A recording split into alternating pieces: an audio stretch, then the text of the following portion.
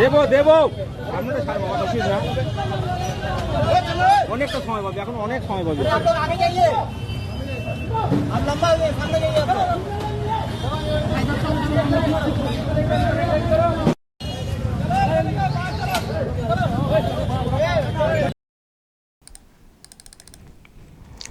দর্শক দেখছেন শামীম আহমেদ বিরাট মস্তান, হাওড়ার শিবপুরের, ওনার ওয়াইফ কাউন্সিলর, যেটা শুনেছিলাম।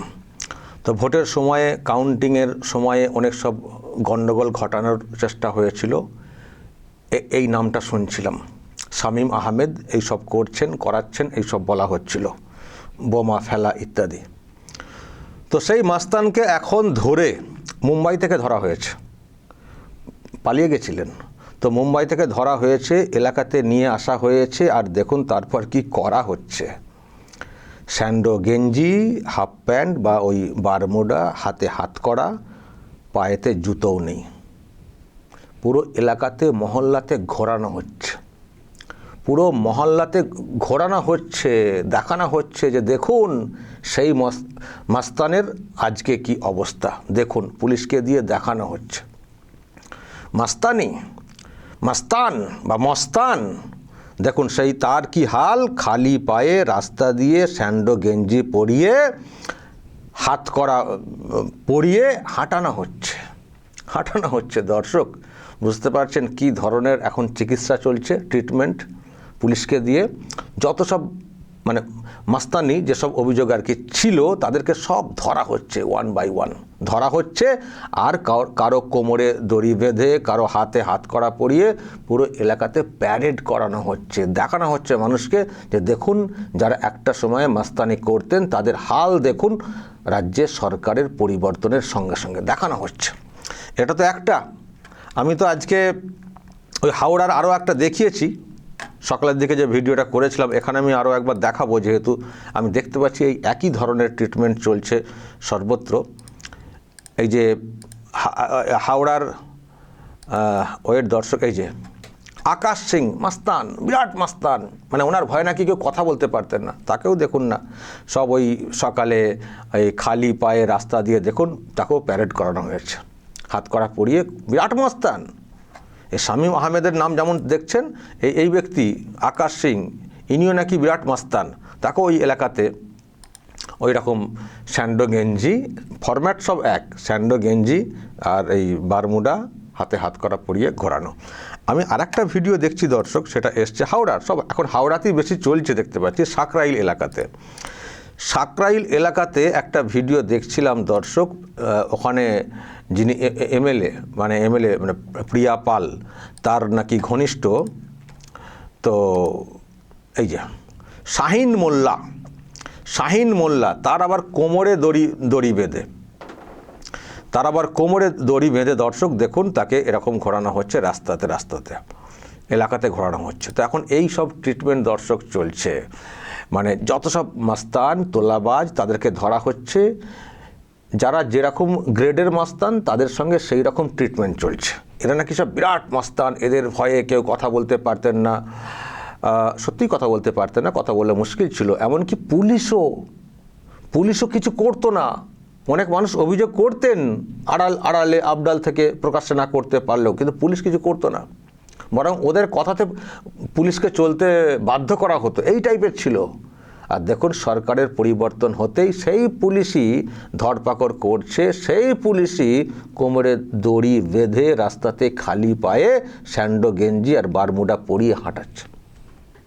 তার মানে পুলিশ সবই পারে, মেন হচ্ছে সরকারটা মানে কি সেটার ব্যাপার আর কি। তো সরকার তো পাল্টে গেছে, এখন তো মুখ্যমন্ত্রী হয়েছেন খুব কঠোর একজন শুভেন্দু অধিকারী। আর শুভেন্দুর মুখে অনেকবার শুনেওছেন হয়তো আপনারা এই শামীম আহমেদের কথা, অনেকবার শুনেছেন।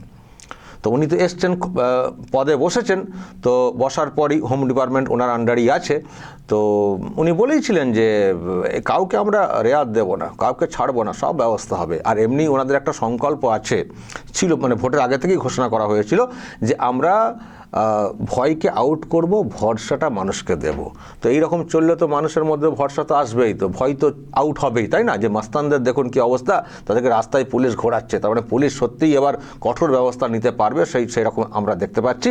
আর মাস্তান যারা মাস্তানি করতো তাদেরকে আজকে খালি পায় এরকম করে হাঁটানো হচ্ছে। ফলে এইসব দেখে আর কোনো মাস্তান কি আর মাস্তানি করবে, নাকি সে মাস্তান এখন ভালো হয়ে যাবে, বাল্মীকি হয়ে যাবে? এটাও তো দর্শক একটা ভাববার না। সুতরাং এইভাবে ট্রিটমেন্ট যদি চলে না পুলিশের তরফ থেকে, এই টিএমসি আমলে যারা মাস্তানিটা করেছেন, তো দেখবেন সব মাস্তান কোথায় কি গুন্ডারাজ, মাফিয়ারাজ, গ্যাংস্টার। আপনারা দেখেছেন তো, খবরে শুনেছেন ইউপিতে একটা সময় কি চলতো। ইউপিতে একটা সময় মাস্তান রাজ প্রচুর চলতো, কিন্তু যোগী আদিত্যনাথ এসে সব খতম করে দিয়েছেন, সব খতম করে দিয়েছেন। সেখানেও এই ধরনের ট্রিটমেন্ট হয়েছে, কোথাও এনকাউন্টার করে দেওয়া হয়েছে, মাস্তান রাজ খতম। এবং পরিষ্কার উনি সব সময় দেখবেন বলে থাকেন যে এই সব কিন্তু এখানে চলবে না, এই সব কিন্তু এখানে চলবে না। তো যোগী আদিত্যনাথ উত্তরপ্রদেশের মানে পরিবর্তন ঘটাতে পেরেছেন আইন শৃঙ্খলার ইত্যাদির বিষয়ে। আর এখানে সরকার মানে চেঞ্জ হয়েছে, নতুন মুখ্যমন্ত্রী হয়েছেন শুভেন্দু অধিকারী, যিনি অনেকবার এই ইউপি বা এই সব জায়গার যে অবস্থার পরিবর্তন ঘটেছে সেই সব নিয়ে কথা বলেছেন। তো তিনি যখন মসনাদে বসেছেন, তো এইসব লোকেদের আর কোনো জায়গা থাকবে? থাকার কথা না, থাকছেও না। বসার পর থেকে একে একে দেখছেন তো গোটা রাজ্য জুড়ে কি চলছে, গোটা রাজ্য জুড়ে এইসব দুষ্কৃতী, তোলাবাজ, তাদেরকে কীরকম ধরপকড় করা হচ্ছে। আর তার মধ্যে হাওড়াতে এখন যেটা দেখতে পাচ্ছি, পর পর পর পর মাস্তানদেরকে ধরা হচ্ছে। আর ওই ড্রেস কোড, স্যান্ডো গেঞ্জি আর বারমুডা, আর পায়েতে জুতোও নেই। বাবুরা এসি গাড়ি, পায়ে বড় সব মানে ভালো দামি দামি জুতো ছাড়া বের হতেন না, সেই বাবুদের এখন খালি পায়ে রাস্তাতে হাঁটতে হচ্ছে, হাঁটানো হচ্ছে। এটাই হচ্ছে নতুন ট্রিটমেন্ট। দর্শক বলবেন যেভাবে এই ট্রিটমেন্ট করা হচ্ছে, এতে রোগ কতটা সারবে? অবশ্যই দর্শক আপনাদের মতামত থাকবে। এবং আমি আবারও বলছি, যেটা সংকল্পপত্রেই বলা হয়েছিল যে আমরা ভয়কে আউট করতে চাই, ভরসাকে ইন করতে চাই। মানুষের মধ্যে যে ভয় আতঙ্ক ছিল সেটাকে দূর করতে চাই, মানুষের মধ্যে ভরসা দিতে চাই। আমরা ভরসা দেওয়ার জন্য এসেছি। তো যেভাবে সরকারটা কাজ শুরু করেছে, কি দেখছেন আপনাদের এলাকায় সাধারণ মানুষের মধ্যে ভয় কাটছে তো, ভরসা আসছে তো? আর কি কি দরকার? অবশ্যই দর্শক আপনাদের মতামত রাখবেন, যা বলার বলবেন এবং নজর রাখবেন আরামবাগ টিভিতে।